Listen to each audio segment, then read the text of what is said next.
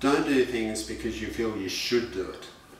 Do things because you want to do them, because they feel right for you.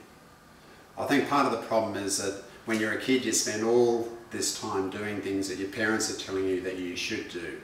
But if you're not a kid anymore and you're watching this, if you're grown up, work out what you want to do, and then you need to be strong. You need to stand up for yourself and say, yes, this is something that I want to try. And so then you try and do that. If it's something that doesn't feel right for you, then you equally need to be strong and assertive in explaining to people why it is that that doesn't feel right for you and why you've made a different choice. Alright, okay, now I've been talking about this for quite a while, but what's really important and what really makes a difference is if you will use this and actually start doing it in your own life. Now what I want you to do right now is just to get a piece of paper, a notebook would be good, and on one side of it you can write down any positive thoughts as they come into your mind, let's say over the next 3 days, and on the other side of the paper you could write down any negative thoughts. Or if you like, you can get a piece of paper and draw a line down the middle and write the real me on one side and my negative side or dark side or whatever you want to call it on the other, and just keep that paper with you and a pen. And don't try and predict anything. Don't try and predict the things that will make you feel good or not make you feel good, but just go about your life dealing with all the issues that you need to face, and just be aware. Just be aware of how you're feeling, the ups and the downs. As soon as you get those ups there, just try and be in tune with it. Something's making you feel good. Work out what that vital ingredient is and write down that thought there.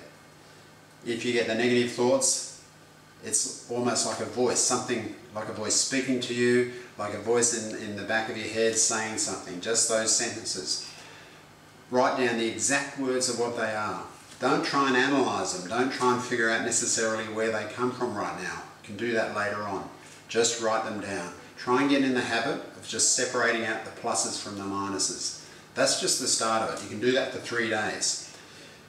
See how you go with that, and I'll bet you that you'll gather a bit of information there. You can relay your thoughts and the things you might have found about yourself from that, and I'd be very interested in hearing what it is.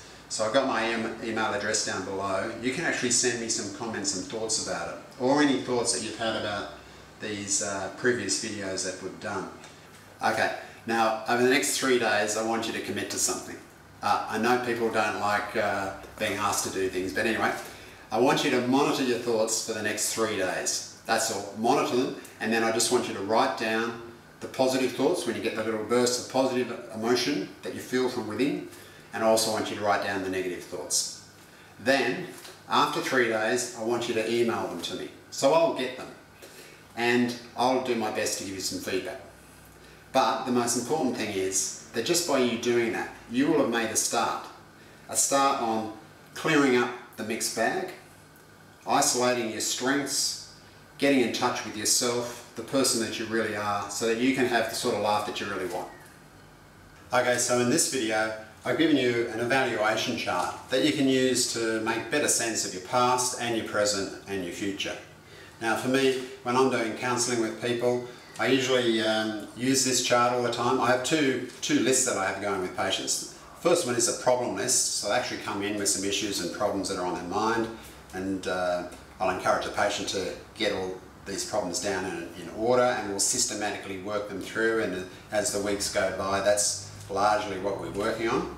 But while we're doing that, we've also got this list, so that at the end of the counselling period, one, they've worked out a good way of solving their problems and dealing with their issues, getting things under control, but two, they come out of it knowing who they are, having a good feeling about their past, happy with the way they manage things in the present, and generally on track to a path in the future that is right for them.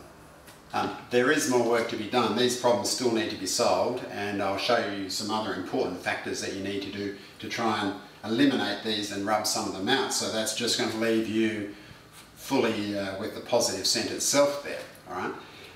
But in the next video, I'm actually going to show you how these dynamics can work for your relationships. Maybe up until now you've had really difficult relationships, or there might be some people you're having some major conflicts with.